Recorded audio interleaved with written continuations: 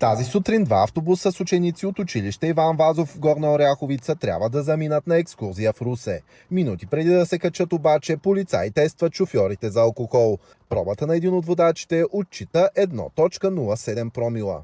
Приближавайки с групата на съучениците на моят син, видяхме как полицаите се спогледаха доста озадачено и просто обърнаха дрегера към насъбралите си родители отпред. Светеше червено. Дай си Боже да се беше случило и най-лошото. Шофьорът незабавно е задържан пред погледа на смаяните родители. Това е просто недопустимо да се случва по този начин.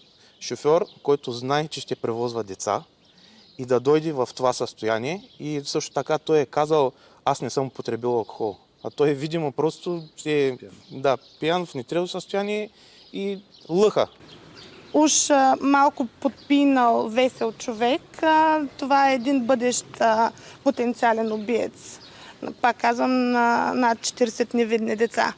От туроператора съобщиха, че незабавно са се свързали с транспортната фирма, която е изпратила друг шофьор и децата са заминали безопасно на еднодневна екскурзия в Русе. От фирмата превозвач допълват, че пияният шофьор вече е уволнен.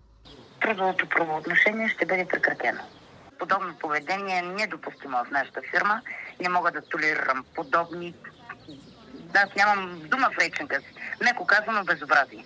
Родителите настояват провинилият се шофьор да бъде съден и да се осъществява по-строг контрол над фирмите, които превозват децата им.